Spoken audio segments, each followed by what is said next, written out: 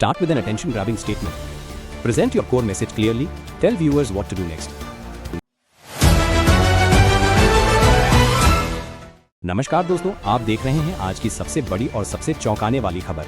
वो शहर जो लगातार 7 बार भारत की सबसे स्वच्छ नगरी का खिताब जीत चुका है, वो शहर जिसे स्वच्छता का आदर्श माना जाता था, आज वही इंदौर एक भयानक जल संकट से जूझ रहा है। दूषित पानी ने अब तक 17 लोगों की जान ले ली है। 400 से ज्यादा लोग बीमार पड़ चुके हैं। 142 मरीज अस्पतालों में भर्ती हैं और हर दिन नए केस सामने आ रहे हैं। ये सिर्फ एक हादसा नहीं, ये प्रशासनिक लापरवाही, भ्रष्टाचार और नागरिकों की अनदेखी की एक भयानक कहानी है। आज हम इस पूरे मामले की तह तक जानेंगे कि क्या हुआ, क्यों हुआ और कौन जिम्मेदार है इस त्रासदी के लिए। आइए सबसे पहले समझते हैं कि ये आपदा शुरू कैसे हुई।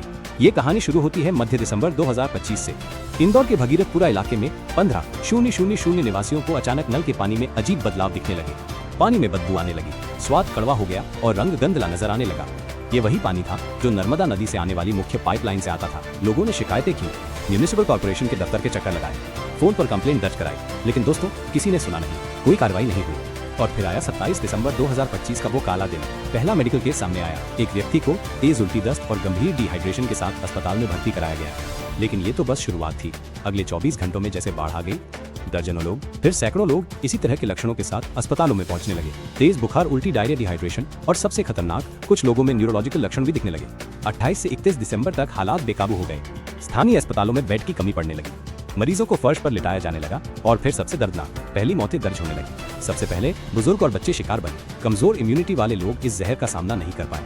1 जनवरी 2026 नया साल, लेकिन भगीरथपुरा के लिए ये मातम का दिन था। स्वास्थ्य विभाग ने आखिरकार इसे वाटरबॉर्न डिजीज आउटब्रेक घोषित किया। पानी की सप्लाई बंद कर दी गई। इमरजेंसी टैंकर सर्विस शुरू हुई, लेकिन दोस्तों तब तक बहुत देर हो चुकी थी, बहुत ज्यादा देर।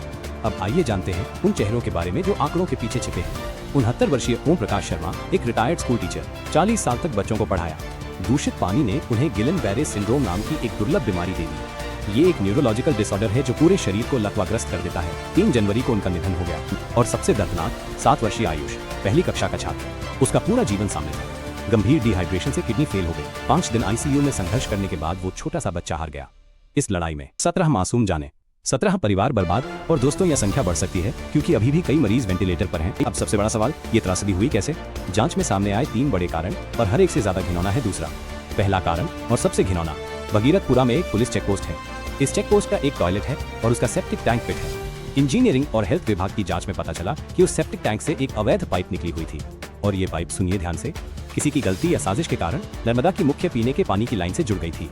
जब मुख्य पाइपलाइन में पानी का प्रेशर कम होता तो सेप्टिक टैंक का गंदा पानी मल मूत्र बैक फ्लो होकर पीने की लाइन में घुसने लगता था और ये पानी सीधा लोगों के घरों में पहुंच रहा था। दूसरा कारण और भी बड़ा झटका, जांच में पता चला कि केवल एक चेकपोस्ट की बात नहीं थी, पूरे भगीरथपुरा इलाके में 60 से ज्यादा अवैध बोरवेल कनेक्शन थे। और सबसे चौंकाने वाली बात, ये कोई नई समस्या नहीं थी। 2018 में ही इस बारे में रिपोर्ट की गई थी, लेकिन राजनीतिक दबाव की वजह से कोई कार्रवाई नहीं हुई। क्यों? क्योंकि कुछ बोरवेल प्रभावशाली लोगों के थे, नेताओं के, अधिकारियों के, व्यापारियों के। तीसरा कारण, इंफ्रास्ट्रक्चर की बदहाली। भगीरथपुरा की मुख्य पाइपलाइन 40 साल पुरानी है। 40 साल पाइप्स में जगह जगह जंग और छेद, कई जगहों पर पाइप टूटे हुए जिन्हें सस्ते जुगाड़ से जोड़ा गया था। पिछले 10 सालों में इस इलाके में कोई बड़ा पाइपलाइन रिप्लेसमेंट या अपग्रेडेशन नहीं हुआ। एक्सपर्ट्स कहते हैं कि ऐसी पुरानी पाइपों में नेगेटिव प्रेशर बन जाता है जिससे बाहरी दूषित पानी अंदर खींचने लगता है। ये सिस्टम फेलियर का क्लासिक केस है। तो देखिए, 3 जानलेवा गलतियां, एक अवैध सेप्टिक कनेक्शन, 60 अवैध बोरवेल और 40 साल पुरानी जर्जर पाइपलाइन, और इन तीनों का कॉम्बिनेशन बन गया एक जहरीला कॉकटेल। अब आते हैं सबसे अहम सवाल पर, सरकार और प्रशासन कहां चूक गया? करोड़ों रुपए का बजट होने के बावजूद ये त्रासदी क्यों नहीं रोकी जा सकी? दोस्तों आंकड़े देखिए और हैरान हो जाइए। इंदौर म्यूनिसिपल कॉर्पोरेशन को पानी की व्यवस्था के लिए हर साल सैकड़ों करोड़ रुपए मिलते हैं। साल 2023-24 में 425 करोड़ रुपए का बजट था। इसमें से वास्तव में 380 करोड़ खर्च हुए, लेकिन पाइपलाइन रिप्लेसमेंट पर कितना खर्च हुआ? केवल 45 करोड़, यानी सिर्फ 10-5%। साल 2024-25 में बजट बढ़ा 468 करोड़, खर्च हुए 410 करोड़। पाइपलाइन मेंटेनेंस पर मात्र 52 करोड़, यानी 11%। और चालू साल 2025-26 में 512 करोड़ का बजट आवंटित हुआ। पाइपलाइन अपग्रेडेशन के लिए 65 करोड़ रखे गए। लेकिन सवाल ये है, माइनस बाकी पैसा कहाँ गया? 300-350 करोड़ रुपए हर साल कहाँ खर्च हो रहे हैं? CAG यानी कंट्रोलर एंड ऑडिटर जनरल की रिपोर्ट ने गंभीर खामियां उजागर की हैं।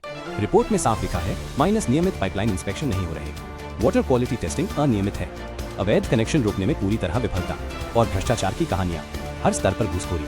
अवैध कनेक्शन लगवाने के लिए 15,000 से 50,000 रुपए की रिश्वत, शिकायतों को दबाने के लिए पैसे, कॉन्ट्रैक्ट देने में कमीशन। अब त्रासदी के बाद क्या हुआ?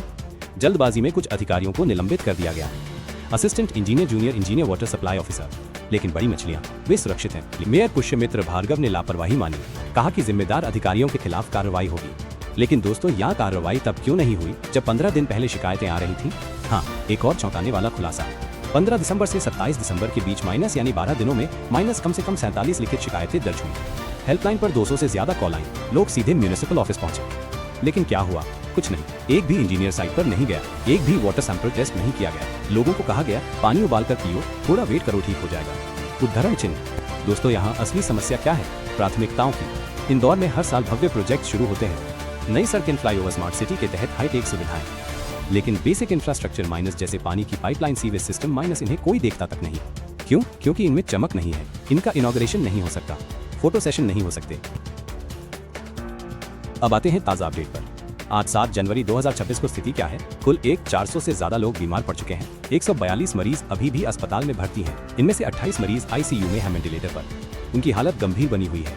और चिंता की बात यह है कि पिछले 24 घंटों में 20 नए केस मिले हैं, यानी संक्रमण का खतरा अभी भी पूरी तरह खत्म नहीं हुआ है। भगीरथपुरा में अब सन्नाटा पसरा है। जो लोग रह भी रहे हैं वे डर के साए में जी रहे हैं। हर छोटे से बुखार, हर पेट दर्द पर घबराहट होती है। महामारी का डर पूरे इलाके पर हावी है। ये मामला अब इंटरनेशनल मीडिया में भी छाया हुआ है। BBC, CNN, अल जजीरा माइनस सभी ने इस पर रिपोर्ट्स की हैं। भारत की स्वच्छता की साख पर सवाल उठे हैं। WHO ने भी इस केस को मॉनिटर करना शुरू कर दिया है। ये सिर्फ इंदौर की समस्या नहीं है, ये पूरे भारत की समस्या का प्रतीक है।